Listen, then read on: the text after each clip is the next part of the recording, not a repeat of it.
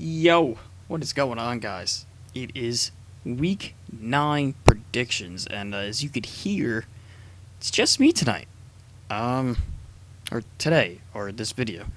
A series of unfortunate events occurred, and somehow not a single person is here with me tonight. So, it's not even that late. Everyone's just being a bitch. I'm kidding, it's just a series of unfortunate events. It's only 11 o'clock, but it's whatever.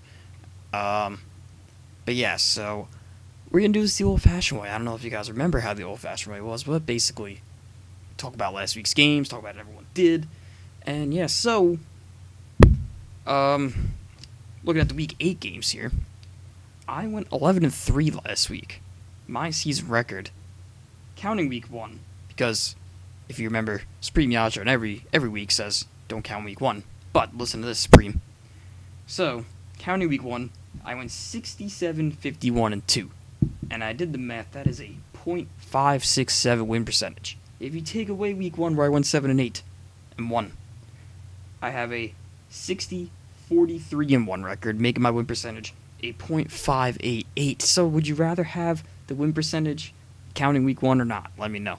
Who cares? Anyway, we'll talk about everyone else's records though. So, EQuinn went 9-5 last week. His season record is now 46-27-1, making his win percentage a .63, which is the highest among everyone, which we'll get to in a moment. Infernal Dragon went 10-4 last week. His record is 46-28, making his win percentage is 6-1, pretty close. Supremeyatcho, he went 10-4 last week as well, making his win percentage. Making his win record 49-37-1. His win record is a .569. So he's doing alright too. Everyone's doing alright right now. The kid BigLou from last week, he went 8-7 last week. So his season record is 8-7. That was his first video.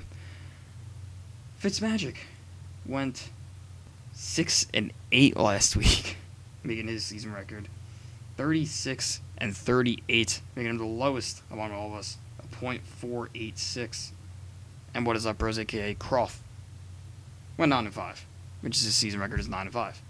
And in case you want to know, the other two that are in most of the videos, GloopPieWalker. So last week his season record was 45-29-1. That puts his win percentage at a 605. Pretty good. And Brust 310. Went 25-18 on the season so far, making his win record 5-8-1. So it's whatever. Looking pretty good. So yeah, there's everyone's records. So EQuinn knows the most out of all of us, apparently, which is really annoying because I don't think he does. He's a Jets fan. Anyway, actually, no, he's not a Jets fan. He's a combination of all three. And I can say whatever I want because I'm by myself right now. He's a combination of Jets, Rams, Saints, just Raiders, a lot. He's a fan of a lot of teams for some reason. It's really annoying. Then he's gonna say, "Oh, I'm a Jets fan." Nah, you keep thinking that to yourself. Anyway, so let's talk about some of the games from last week. Mainly, the one I want to talk about, Buccaneers Bengals, as Ryan Fitzpatrick comes in late in the fourth quarter, down 18 points, and makes the comeback and ties the game. And now he's starting again. So just like in my Buccaneers franchise, Jameis Winston, not clutch. Jameis Winston, not a franchise QB, in my opinion. I just don't think he's that good. I don't know. Oh, we also got to talk about trades. Trades happened. Packers traded Clinton Dix to the freaking Redskins. And as a Giants fan, that pisses me off. The Giants are definitely done now.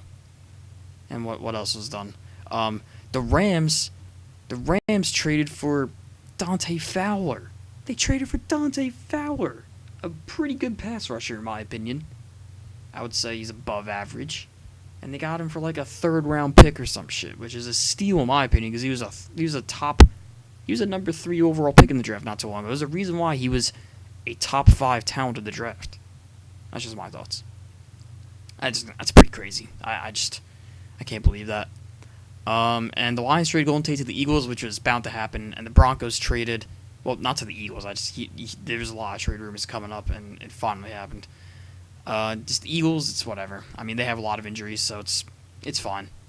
And the Broncos traded traded Demaryius Thomas to the Texans for a 4th round pick, which is probably of all of the trades, the most reasonable, I guess you could say. That trade makes the most sense. Which I think the Texans should have traded for Deshaun Jackson, because Will Fuller got injured, and Deshaun Jackson is a very similar role to Will Fuller. But Demaryius Thomas works too. That's fine with me. What does this mean for these teams? Texans are going all in. Jaguars might start rebuilding. Eagles still think they're in the playoffs. Broncos are giving up on Demaryius Thomas because he just sucks. Lions believe in Kenny Golladay.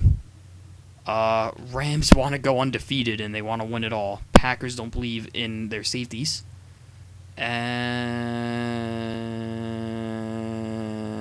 I think I covered everything. Is that all the trades?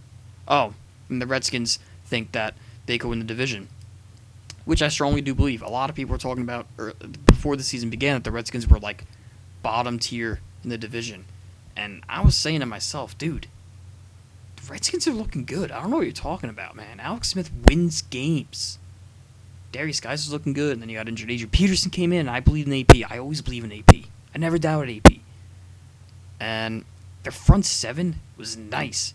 They've drafted, I'm pretty sure, 3 years in a row, they've drafted people at the D-line. Jonathan Allen. No, well, they drafted Jonathan Allen, they drafted Ron Payne. 2 first-round talents. And they have Josh Norman. Now they have Hawkland Dix. It looks really good. Team looks really good. So, now I wanted to do, since no one's here, I mean, what I wanted to do was vote for midseason MVP, Offensive Player of the Year, Defensive Player of the Year, blah, blah, blah, blah. There'd probably be a debate between Mahomes and Gurley. In my opinion, I think it's, I'm going to say Gurley, but you know what? I think it's Mahomes, now that I think about it. Just Mahomes is, no, you know what? It's probably Gurley. Now I'm debating between myself. Jared Goff is so good, too, that that's why I think it's Mahomes. Because without Mahomes, I don't know what that team is like. Because he elevates that team to another level, you know? Like, if you put Eli Manning in that offense, is it going to produce the same? I don't think so. That's why I think Mahomes is there. Defensive Player of the Year, in my opinion right now, is probably J.J. Watt or Aaron Donald. One or the other, I'm not sure. I mean, they're both, it's really close because J.J. Watt's killing it. He has like the same stats as Khalil Mack, and that team is 5-2. Aaron Donald has 6 sacks in the past 2 games. If you didn't know that, that's pretty freaking impressive. And that team is undefeated, so one or the other. And Offensive Rookie of the Year, you got to give it to Saquon Barkley because he's absolutely killing it. He's on a whole nother level. Defensive Rookie of the Year, Denzel Ward, in my opinion. Denzel Ward is winning it. My thoughts. Comeback Player of the Year, AP, man. Adrian Peterson. You got to give it to him. I don't think there's anyone else you give it to. Carson Wentz played 14 games. Can't give it to him. Who else? Who missed a lot of the season last year? I really don't remember. I think it's Adrian Peterson. I can't think of anyone else, though. Whatever. So, yeah, let's get into the predictions here. As we start off, Raiders, Niners in San Fran to start Thursday Night Football, to start the week. And, truthfully, in my opinion here, Derek Carr balled last week after trading Amari Cooper. He had a really good passer rating. I don't remember what it was, but it was like 250 yards, 3 TDs, and a rushing touchdown against the Colts. The Colts won that game, unfortunately, but it's whatever, man. I mean, like he's balling.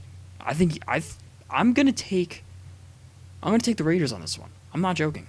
I think the Raiders have this one. It's in the Bay Area. It's gonna be black and red the entire stadium. Really doesn't matter. It's gonna be close. I'm gonna go with the Raiders on this one, and you'll see. You'll all see when the Raiders win this game. I just think they're a better team than the Niners. They have a better quarterback.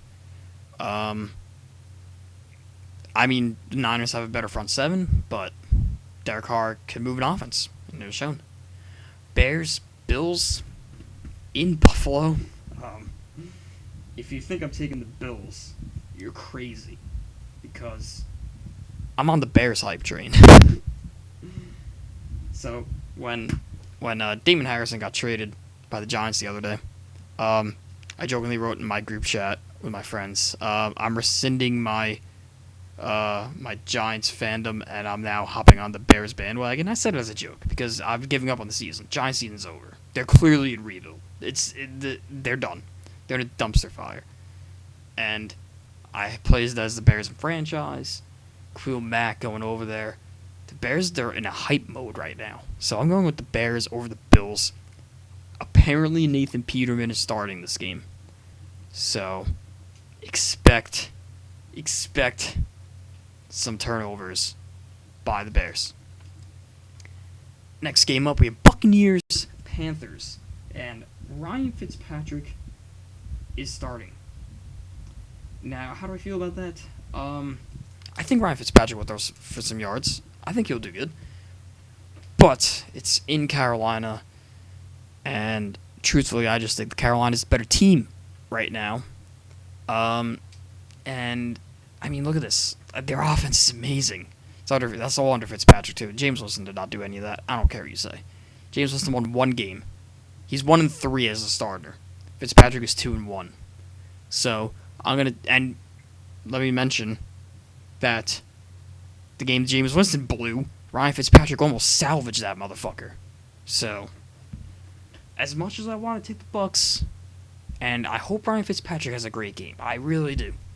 But their defense is garbage, and Cam Newton is not garbage. So I'm going with the Panthers. Going with the Panthers over the Bucs. Unfortunately, but I hope Fitzpatrick has a good game. I really do. Chiefs, Browns, in Cleveland. Cleveland, they did lose one game at home this year. They lost to the Chargers. I was going to say, they haven't lost at home. Last time they played at home was the Chargers, and I was saying in that week that they haven't lost at home, guys. They haven't lost at home. You should take them. And I took them, and they lost, because I'm stupid. But, now that they have lost at home, why would I not take the Chiefs? Because I was having that debate with just moments ago with Pat Mahomes being MVP, and that offense is amazing, and the defense, the Chiefs' defense has gotten a lot better the past couple weeks. So I am going with the Chiefs over the Browns. Although the Browns, they're crazy at turnovers. I think they're first in league in turnovers, but Pat Mahomes does not turn the ball over that much. So Chiefs over Browns. Next up, we have Jets Dolphins in Miami. Now these division matchup games are always close. I haven't even thought about this game. I didn't realize it was a game this week. But it's going to be hot and rainy. Very humid. Ooh. I don't know if Ryan Tannehill's coming back. It's been a while, though, since he's played. I can see him coming back. They were fine under Brock Osweiler. They did good enough. It's fine with me. Both these teams mediocre overall. Jets didn't trade for anyone in the trade deadline. Neither did the Dolphins, though. Expecting the Jets to make a move, but they didn't do anything. But I'm going to take the Dolphins just because I think Tannehill's coming back. I haven't heard anything yet. It's Wednesday night, so I don't know. I haven't heard anything yet. But I'm going to assume Tannehill returns this week, and I'm going to take the Dolphins over the Jets. Next up, Steelers, Ravens in Baltimore. This is going to sound crazy what I'm about to say, guys. This is going to sound ridiculous. But both these teams are looking really good. Look at these matchups, man. Look at these matchups. Le'Veon Bell, still not back. And I'm pretty sure if he doesn't report by Tuesday, like right after this week, Tuesday, I'm pretty sure he doesn't report by then, he's ineligible to play next season. So that's bad. So if he's really risking to hold out 2 years to play football again, that's crazy. But you gotta do what you gotta do. Nonetheless, though, when the Steelers just a few weeks ago they played Baltimore in Pittsburgh, they played terrible. They played really bad football. So I'm gonna go Baltimore. They're in Baltimore too. So there's no reason to take the Steelers here, in my opinion. Yeah, that Big Ben has a broken finger, but it's in his non-throwing hand. But I mean, let me tell you, if he gets sacked and falls on that hand one time, dude, that's gonna be painful, and he's gonna be so fixated on that pain. Oof, I don't like that one bit. Lions, Vikings in Minnesota, after playing a very bad game against the Saints. But I think they could turn it around because the Lions are the most mediocre team. The Lions either play really good or really bad. Same with the Jets. The Jets and the Lions all year, they've either been playing really good football or really bad football. And right now it's putting them in the middle of the pack because it's high highs and low lows. Putting them right in the middle. Vikings, overall, really good team. They just can't run the ball because Dalvin Cook's injured. Latavius Murray's been doing all right, though. Adam Thielen's amazing. I can say that. Kerryon Johnson's looking really good for the Lions. But overall, Vikings are the better team all around. Better offense, better defense, better coaching. I'm going to go with the Vikings over the Lions. Next game up. Falcons Redskins. Now, if the Falcons defense wasn't so bad, I'd be taking them. Wait, they won? Oh no, they were on bye last week. I was about to say, how are they 3-4? I thought they were 2-4, but whatever. Falcons Redskins in Washington. Trading for EQuinn was a big move for Washington. They already had a really good front seven. Their secondary just got even better. Falcons defense is Swiss cheese. They should have traded for EQuinn in my opinion, because they lost Keanu Neal. I think they really should have. They should have made some moves. They don't have Keanu Neal. They don't have Deion Jones, and ever since then the defense has been ass. So, I'm gonna go with the Redskins over the Falcons. Expect big games from both running backs, from both AP and Chris Thompson, in my opinion. Next game up, Texans, Broncos, in Denver. Demaryius Thomas having a revenge game for being traded just a few hours ago. Well, really, in football time, a few hours ago. Really, a couple days ago in real life. But now Texans offense, I don't know. I guess they wanted to do that because now they get Cortland Sutton some reps and Dan Patrick, I think his name's, or Tim Patrick. I think it's Tim Patrick. Tim Patrick had a nice touchdown the other day, so they probably want to give him some more reps. Philip Lindsay looks really good. But the Texans, man, they won 5 straight. They're looking really good. Keep the hot hand moving. I'm going with the Texans. I don't know what that means. What does that mean? Keep the hot hand moving. I don't know. Just keep balling, I guess. Chargers, Seahawks. In LA. I feel like the Chargers haven't played in so long, but they are on bye, so I guess that's understandable. But they are in Seattle, and it's always difficult to play in Seattle. And they look pretty good right now. They're actually blocking the Seahawks. Their team's actually blocking. Their O-line is holding a pocket for Russell Wilson. The team is holding the blocks for the run game because they've had, I think, 3 games in a row with 100-yard rushers. That's really good. That's really good. However, I'm pretty sure Melvin Gordon's returning. I don't see why he wouldn't be. And the Chargers offense has a potential MVP candidate in Phillip Rivers. I'm not forgetting about Phillip Rivers. He's still really good. Joey Bosa might return this week. I don't know. I heard he was going to maybe come back week 8, at least. He might be coming back. If he doesn't come back, whatever. They're still really good. Chargers offense just keeps rolling, though. I'm going to go with the Chargers over the Seahawks. Next game up, we got the Rams. Oh, the Rams. Ooh, against the Saints. Now, the Saints, in week 1, they lost. But they had 40 points in that loss. They lost like 48-40 or some shit. Fitzpatrick tore it up. So, is that game really a loss? I mean, it's better that the Saints lost. They got that loss out of the way. So now they don't have to worry about this undefeated streak right now. It would be the 7-0 Saints against the 8-0 Rams. Oh my god, that game would be fucking insane. But this game's insane either way. This is the game of the week, potentially game of the year. Although the game of the year is coming up after this, if you know what I mean. You'll find out in a second. So, Rams Saints in New Orleans. Drew Brees, man.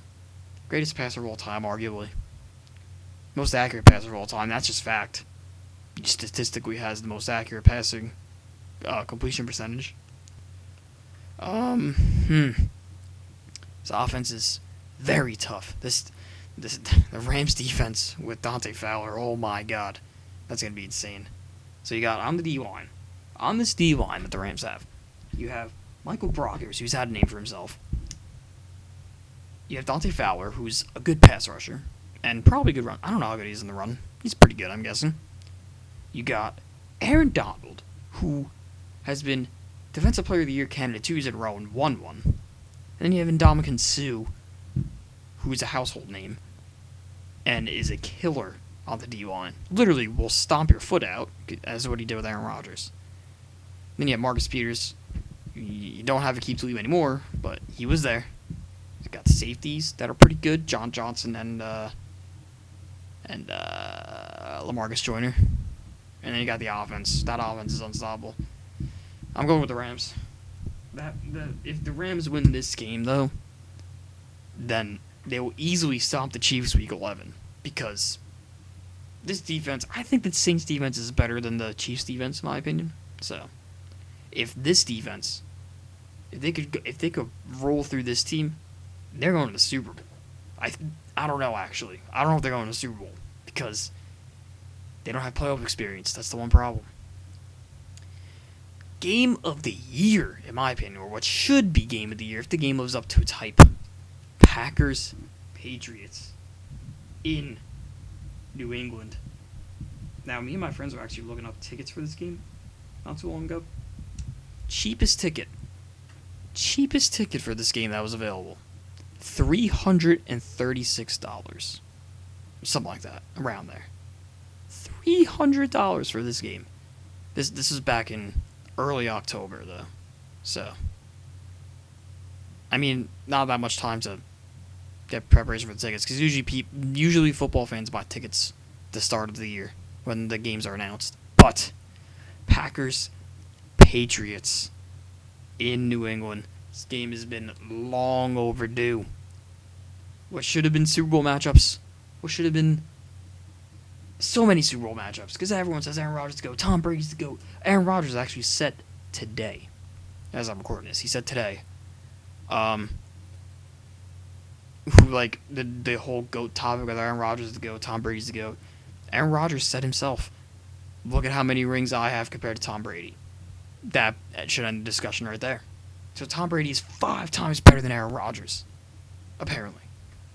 This is what Aaron Rodgers is saying. No, he's just saying Tom Brady's better. So, who do I got in this game? Honestly, I got the Patriots. No doubt. No doubt. What? I don't know about no doubt, but, I mean, you're in Foxborough. Packers are 3-3-1 after the season. Who would have, if you went into this season, if you look back at week 1, and you said, yo, halfway through the season, the Packers are going to be 500, and they're going to have a tie. So I'll look at their schedule, but you're telling me they're going to be 3-3-1 to start the season? No shot. They are. That's what it is. Patriots 6-2. I could see that happening. Patriots easily 6-2. Because they always lose week 2 or 3, and then everyone's like, oh, what happened? What's wrong with the Patriots? And then all of a sudden they just stomp through everyone again. It's like, shut up, come on. Patriots are always good. Last game, this game sucks. This is Monday Night Football. I'm not watching this game. Titans, Cowboys. Ugh. Titans, Cowboys in Dallas. Ugh. Both teams 3-4. Both teams coming off a bye. So they got a lot of time to think about this matchup. And I got a lot of time to think about it too. Because I don't want to watch this game at all. This game sucks. Marcus Mariota cannot move an offense, really. It's a hard time doing that. I don't want to go with the Cowboys, but I'm going to have to. It's for the record, man. It's for the record. Zeke's going to rush for 350 yards. No, I'm kidding. He's not going to rush 350. I'm going to go with the Cowboys. Zeke will probably get 150 yards from scrimmage, I want to say. Around there. Yeah, so I guess next week, since no one was here, we'll talk about the mid-season MVPs and all that stuff that we could discuss next week when more people are here. Sorry this is only me, guys. It's probably a boring video now, because it's only me. You don't hear all the nonsense of everyone else talking, but it's whatever. It's good old-fashioned predictions video. So, guys, it's going to end this video. Leave a like if you enjoyed, subscribe to all the crazy stuff down below. And I'll see you in the next one.